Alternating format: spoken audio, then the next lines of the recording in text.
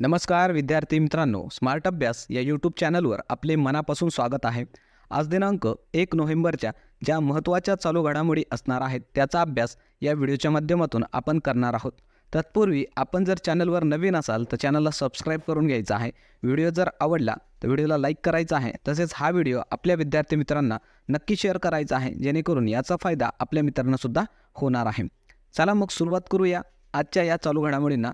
त्या अगोदर मित्रांनो, ज्या विद्यार्थ्यांनी आपले जे मागचे 2 व्हिडिओ आहेत 30 ऑक्टोबरचा आणि 31 ऑक्टोबरचा, ते दोन्ही व्हिडिओ तुम्ही पाहून घ्या. कारण त्या 2 व्हिडिओच्या माध्यमातून आपण संपूर्ण ऑक्टोबर महिन्याच्या ज्या महत्त्वाच्या चालू घडामोडी आहेत त्या आपण कव्हर केलेल्या आहेत. म्हणून तो व्हिडिओसुद्धा तुम्ही पाहून घेऊ शकता.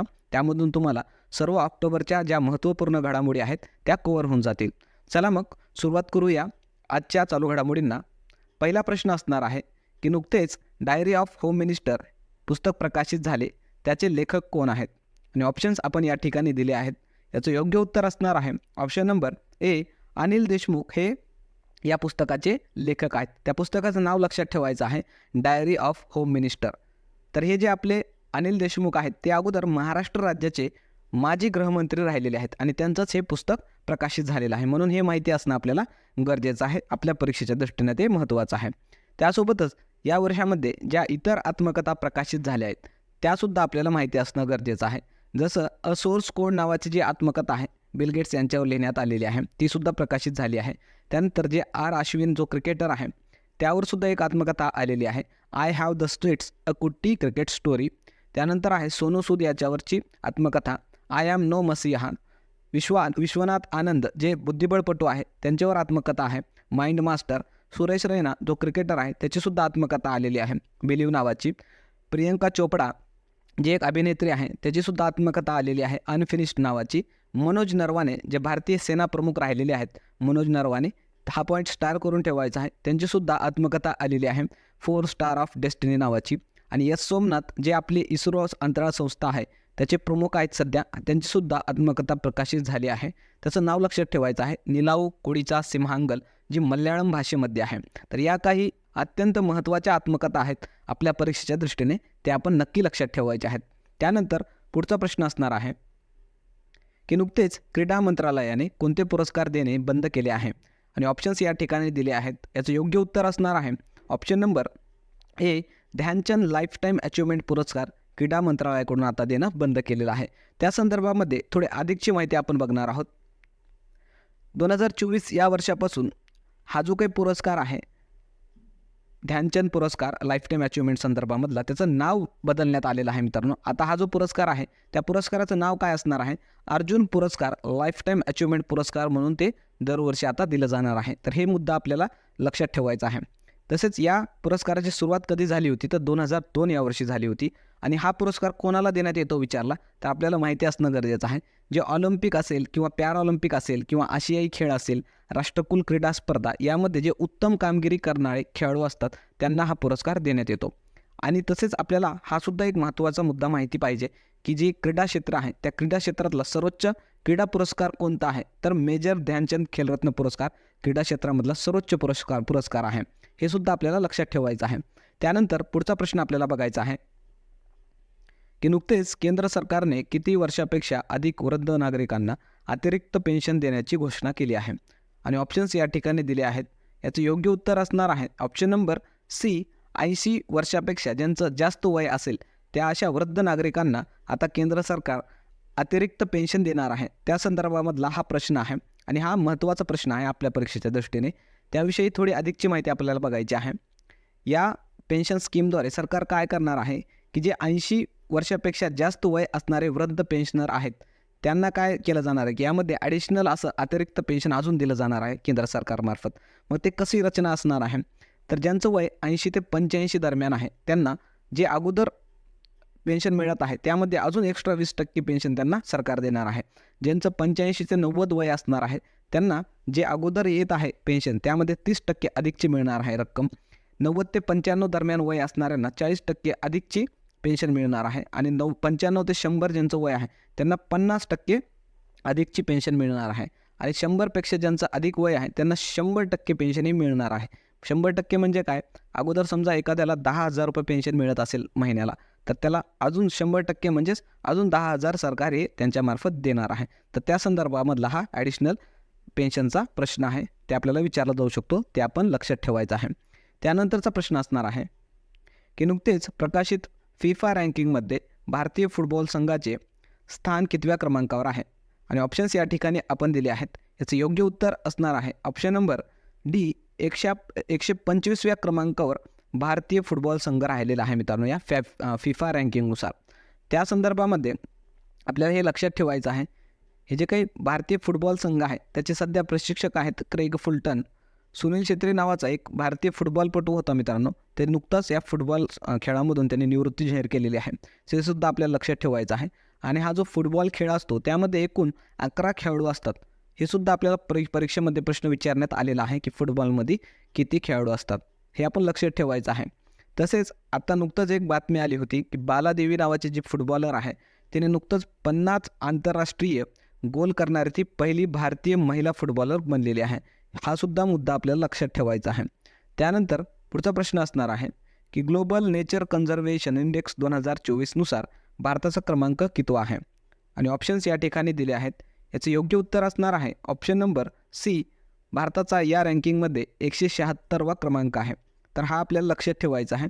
त्यासोबतच मित्रांनो हे पण आपल्याला लक्षात ठेवायचं आहे की हा जो काही इंडेक्स आहे तो पहिल्यांदाच प्रकाशित झालेला आहे, म्हणून हा जो काही इंडेक्स आहे त्यावर आपल्याला प्रश्न विचारले जाण्याची जास्त शक्यता आहे. तसेच पहिल्या क्रमांकावर या इंडेक्सनुसार लक्झमबर्ग देश राहिलेला आहे आणि भारताचा क्रमांक आपल्यासाठी महत्त्वाचा आहे, ते 176वा क्रमांक आपल्या भारताचा आहे. त्यासोबतच जे इतर इंडेक्स प्रकाशित झाले आहेत 2024 या वर्षामध्ये त्यांचीसुद्धा रँकिंग आपल्याला माहिती पाहिजे की भारत कोणत्या क्रमांकावर आहे या इंडेक्सनुसार. तर पहिला असणार आहे ग्लोबल हंगर इंडेक्स 2024चा, त्यानुसार भारताचा क्रमांक आहे 105. जेंडर इनइक्वॅलिटी इंडेक्स आहे त्यामध्ये भारताचा क्रमांक आहे 108वा. ह्युमन डेव्हलपमेंट इंडेक्सनुसार भारताचा क्रमांक आहे 134वा. वर्ल्ड हॅपीनेस रिपोर्टनुसार भारताचा क्रमांक आहे 126व्या क्रमांकावर. वर्ल्ड प्रेस फ्रीडमनुसार भारताचा क्रमांक आहे 159वा. आणि ग्लोबल पीस इंडेक्स आहे त्यानुसार भारताचा क्रमांक आहे 116वा. तर हे इतर जे काही इंडेक्स आहेत ते सुद्धा आपल्यासाठी महत्त्वपूर्ण आहेत, ते आपण लक्षात ठेवायचे आहेत. त्यानंतरचा प्रश्न घेण्या अगोदर तुम्हाला व्हिडिओ कसा वाटला ते नक्की कमेंटमध्ये सांगायचं आहे. व्हिडिओ जर आवडला तर व्हिडिओला लाईक करायचा आहे. तसेच चॅनलवर नवीन आला असाल तर चॅनलला सबस्क्राईब करून घ्यायचं आहे. तसेच हा व्हिडिओ आपल्या विद्यार्थी मित्रांपर्यंत नक्की शेअर करायचा आहे. चला मग पुढचा प्रश्न आपण बघणार आहोत की नुकतेच कोणत्या राज्यामध्ये पहिला ड्राय पोर्ट उभा करण्यात आला आहे? आणि ऑप्शन्स या ठिकाणी दिले आहेत. याचं योग्य उत्तर असणार आहे ऑप्शन नंबर सी, बिहार या राज्यामध्ये नुकतंच हा ड्राय पोर्ट उभा करण्यात आलेला आहे. आता हा ड्राय पोर्ट काय असतो त्या संदर्भामध्ये आपण थोडी अधिकची माहितीसुद्धा बघणार आहोत. ड्राय पोर्ट हा जो आहे तो बिहार या राज्यामधील पटना या ठिकाणी उभं करण्यात आलेला आहे आणि बिहार राज्यातला हा पहिलाच ड्राय पोर्ट असणार आहे. आता हे जे काही ड्राय पोर्ट आहे मित्रांनो, या ठिकाणी काय केलं जातं की जे आंतरराष्ट्रीय माल वाहतूक असते ते एक प्रकारचं ते केंद्र असतं जे समुद्री बंदरापासून दूरवर असतं. त्या ठिकाणी राज्यभरामधून माल हा साठवला जातो आणि त्यानंतर समुद्र किनाऱ्यावर पोहोचवला जातो आणि त्या ठिकाणी असणाऱ्या बंदरावरून ते विदेशांमध्ये निर्यात केली जाते त्या माल वाहतुकीची किंवा त्या मालाची. त्यासाठी हा ड्रायपोर्ट असतो. याचा उद्देश काय आहे, कशासाठी बांधण्यात आलेला आहे, तर राज्यामधील जे काही माल वाहतूक आहे त्याची निर्यात ही वाढावी म्हणून त्या ठिकाणच्या सरकारने हे केलेलं आहे. त्याचा अजून एक उद्देश आहे, त्यामार्फत जशी आपली निर्यात वाढेल त्याचा अजून जास्त प्रमाणामध्ये जर ते एक्सपांड झालं तर त्यामधून त्या ठिकाणच्या लोकांना, नागरिकांना रोजगारसुद्धा त्यामधून मिळणार आहे. हे पॉईंटसुद्धा आपण लक्षात ठेवायचे आहेत. तसेच आता बिहार राज्याचा मुद्दा आला आहे तर आपल्याला माहिती पाहिजे त्याची राजधानी आहे पटना. मुख्यमंत्री आहेत सध्या नितीश कुमार आणि राज्यपाल आहेत राजेंद्र आर्लेकर. तर हे मुद्दे आपण लक्षात घ्यायचे आहेत. त्यानंतर पुढचा प्रश्न आपण बघणार आहोत. ट्रॅव्हल ट्रेंड रिपोर्टनुसार 2025साठी भारतीयांचा पर्यटनासाठी लोकप्रिय शहर कोणता? आणि ऑप्शन्स या ठिकाणी दिले आहेत. याचं योग्य उत्तर असणार आहे ऑप्शन नंबर सी, शिलाँग हा भारतीयांचा सर्वाधिक पसंतीचा शहर ठरलेला आहे मित्रांनो त्या ठिकाणी पर्यटनाला जाण्यासाठीचा. त्या संदर्भामधला हा आत्ता नुकताच रिपोर्ट आलेला आहे. तर हे आपल्याला माहिती पाहिजे. त्याविषयी थोडी अधिकची माहिती आपण बघूया. शिलाँग जर आपण बघितलं तर शिलाँगला पूर्वेकडचं स्कॉटलंड म्हणून सुद्धा ओळखलं जातं, कारण त्या ठिकाणी असणारं निसर्गरम्य असं वातावरण आणि थंड एकदम वातावरण, त्यामुळे त्याला स्कॉटलंड म्हणलं जातं पूर्वेचं. हे आपल्याला मुद्दा लक्षात ठेवायचा आहे. तसेच हा रिपोर्ट स्काय स्कॅनर या संस्थेकडून जारी करण्यात आलेला आहे. आता मेघालय राज्याचा मुद्दा आलेला आहे, तर त्याविषयी माहिती पाहिजे आपल्याला. राजधानी आहे शिलाँग, मुख्यमंत्री आहेत कॉन्रॅड संगमा आणि राज्यपाल आहेत CH विजयशंकर. तर या गोष्टीसुद्धा आपण लक्षात ठेवायच्या आहेत. त्यानंतरचा प्रश्न असणार आहे की नुकतेच केंद्रीय निवडणूक आयोगाने झारखंड विधानसभेसाठी निवडणूक ब्रँड ॲम्बॅसिडर म्हणून कोणाची निवड केली आहे. आणि ऑप्शन्स या ठिकाणी दिले आहेत. याचं योग्य उत्तर असणार आहे ऑप्शन नंबर बी, महेंद्रसिंग धोनी जे क्रिकेटर आहेत त्यांची नुकतंच केंद्रीय निवडणूक आयोगाकडून झारखंडच्या विधानसभेसाठी निवडणूक ब्रँड ॲम्बॅसिडर म्हणून त्यांना निवड करण्यात आलेली आहे. त्या संदर्भामधला थोडी अधिकची माहिती आपण बघूया. महाराष्ट्र राज्याच्या आणि झारखंड या 2 राज्यांच्या निवडणुका या जाहीर झालेल्या आहेत. त्यामधील जे झारखंड राज्य आहे त्या ठिकाणचे हे ब्रँड ॲम्बॅसिडर असणार आहेत. कोण तर आपले महेंद्रसिंग धोनी, हे आपण लक्षात ठेवायचं आहे. तसेच जे इतर ब्रँड ॲम्बॅसिडर आहेत इतर वेगवेगळ्या संस्थेचे, ते सुद्धा आपल्याला माहिती पाहिजे. त्यावर सुद्धा आपल्याला प्रश्न विचारला जातो. जसं स्मृती मंधाना जी ॲक्ट्रेस आहे तिला सायबर क्राईमशी संबंधित ब्रँड ॲम्बॅसिडर, जागरूकता वाढावी त्या सायबर क्राईम्सविषयी लोकांची, त्या संदर्भामध्ये तिला ब्रँड ॲम्बॅसिडर म्हणून निवड करण्यात आलेला आहे. करीना कपूर जी ॲक्ट्रेस आहे तिलासुद्धा युनिसेफ इंडियाकडून ब्रँड ॲम्बॅसिडर म्हणून निवड करण्यात आलेला आहे. शीतल देवी जी पॅराऑलिम्पिकपटू आहे मित्रांनो, तिलासुद्धा जे आपला केंद्रीय निवडणूक आयोग आहे त्याने नुकतंच नॅशनल दिव्यांग आयकॉन म्हणून घोषित करण्यात आलेला आहे किंवा त्याची निवड करण्यात आलेली आहे. हे मुद्दे आपण लक्षात ठेवायचे आहेत. त्यानंतर पुढचा प्रश्न आपल्याला बघायचा आहे की राष्ट्रीय जल पुरस्कार 2023नुसार सर्वोत्कृष्ट राज्य कोणता ठरला आहे. आणि ऑप्शन्स या ठिकाणी दिले आहेत. याचे योग्य उत्तर असणार आहे ऑप्शन नंबर ए, ओडिशा हा राज्य राष्ट्रीय जल पुरस्कारनुसार सर्वोत्कृष्ट राज्य ठरलेलं आहे. त्या संदर्भामध्ये थोडी अधिकची माहितीसुद्धा आपल्याला बघायची आहे. टॉप 3 राज्य यामध्ये कोणते ठरले आहेत, तर ओडिशा पहिल्या क्रमांकावर राहिलेला आहे.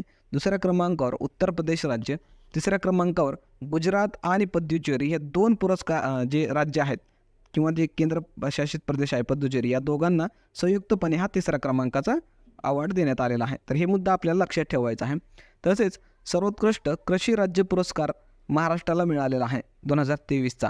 हे सुद्धा आपल्याला माहिती असायला पाहिजे, कारण महाराष्ट्रावर सुद्धा आपल्याला प्रश्न विचारला जातो. त्यानंतर आजचा होमवर्क क्वेश्चन असणार आहे की नुकतेच मिस इंडिया युनिव्हर्स 2024चा किताब कोणी जिंकला. आणि ऑप्शन्स या ठिकाणी दिले आहेत. याचं योग्य उत्तर आपण सर्व विद्यार्थ्यांनी कमेंटमध्ये द्यायचं आहे, कारण आपल्या सर्व विद्यार्थ्यांसाठीच आपण जे क्वालिटी प्रश्न असतात, जे परीक्षेमध्ये विचारले जातील, अशाच प्रश्नांचा आपण या ठिकाणी तुमच्यासाठी होमवर्क क्वेश्चन म्हणून घेऊन येत असतो. म्हणून प्रत्येक विद्यार्थ्यांनी उत्तर देऊनच पुढे जायचं आहे, कारण तुम्हालाच त्याचा फायदा येणाऱ्या परीक्षांमध्ये दिसून येणार आहे. बघूया किती विद्यार्थी मित्र आहेत की ज्यांना या प्रश्नाचं उत्तर माहिती आहे. चला मग थांबूया या ठिकाणी. पुन्हा भेटूया एका नवीन व्हिडिओसह. तत्पूर्वी चॅनलवर नवीन असाल तर चॅनलला सबस्क्राईब करून घ्यायचं आहे. व्हिडिओ जर आवडला तर व्हिडिओला लाईक करायचा आहे आणि हा व्हिडिओ आपल्या विद्यार्थी मित्रांना नक्की शेअर करायचा आहे. तसेच आपलं एक टेलिग्राम चॅनल आहे स्मार्ट अभ्यास 555. त्या ठिकाणी जाऊन तुम्ही आपल्या लेक्चरच्या मोफत नोट्स असतील किंवा इतर जे काही स्टडी मटेरियल आहे त्या ठिकाणी जाऊन तुम्ही ते डाउनलोड करून घेऊ शकता. थांबूया मग या ठिकाणी. पुन्हा भेटूया एका नवीन व्हिडिओसह. तोपर्यंत धन्यवाद.